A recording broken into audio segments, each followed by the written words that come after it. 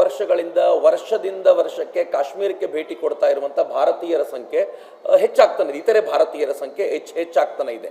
ಒಂದು ಅಂದಾಜಿನ ಪ್ರಕಾರ ನಾನು ಕಳೆದ ವರ್ಷ ಕಾಶ್ಮೀರಕ್ಕೆ ಹೋದಾಗ ಕಾಶ್ಮೀರದ ಡಾಟಾ ಹೇಳ್ತಿತ್ತು 1.6 ಮಿಲಿಯನ್, ಹೆಚ್ಚು ಕಡಿಮೆ 16 ಲಕ್ಷ ಜನ ಅದಕ್ಕೆ ಬಂದಿದ್ದಾರೆ ಅಂತ. G20ಯ ಸಮಿಟ್ನ ಒಂದು ಭಾಗವನ್ನು ಕೂಡ ಕಾಶ್ಮೀರದಲ್ಲಿ ನಡೆಸಲಿಕ್ಕೆ ದಾಲ್ ಲೇಖನ ಮೇಲೆ ಓಡಾಡುವಂಥ ವ್ಯವಸ್ಥೆಯನ್ನು ಜಗತ್ತಿನಿಂದ ಬಂದಿರುವಂಥ 20 ರಾಷ್ಟ್ರಗಳ ಜನರಿಗೆ ಮಾಡಿಕೊಡ್ಲಾಗಿತ್ತು. ಅದು ಪಾಕಿಸ್ತಾನಕ್ಕೆ ನಾವು ಕೊಟ್ಟಂತ ಬಲವಾಗಿರುವಂಥ ಕಪಾಳ ಮೋಕ್ಷವಾಗಿತ್ತು.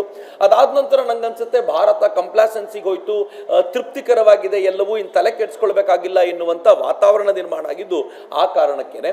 ಈ ಹಿನ್ನೆಲೆಯಲ್ಲಿ ನೋಡಿದ್ರೆ ನಿಸ್ಸಂಶಯವಾಗಿ ಕಾಶ್ಮೀರದ ಅನೇಕ ಜಿಲ್ಲೆಗಳು ಇವತ್ತು ಈ ಭಯ ಮುಕ್ತವಾಗಿರುವಂಥ, ಭಯೋತ್ಪಾದನಾ ಮುಕ್ತವಾಗಿರುವಂಥ ವಾತಾವರಣವನ್ನು ಹೊಂದಿವೆ. ನಾನೇ ಕಳೆದ ಬಾರಿ ಹೋದಾಗ ಪಾಕಿಸ್ತಾನದ ಭಾರತದ ಗಡಿಯನ್ನ ಮುಟ್ಟಿ ಬರಲಿಕ್ಕೆ ನನಗೆ ಸಾಧ್ಯವಾಗಿತ್ತು.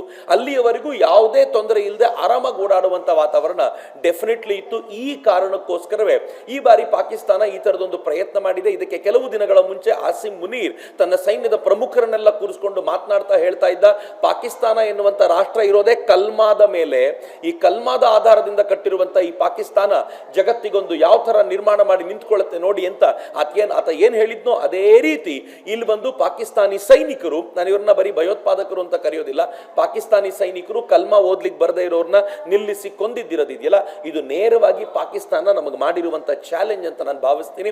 ಸರಿಯಾದ ಉತ್ತರ ಕೊಡ್ತೀವಿ, ಡೆಫಿನೆಟ್ಲಿ ಕೊಡ್ತೀವಿ. ವಿಶ್ವಾಸ ಇದೆ ಈ ದೇಶದ ಪ್ರಧಾನಿ ಮೇಲೆ, ಖಂಡಿತವಾಗಿಯೂ ವಿಶ್ವಾಸ ಇದೆ.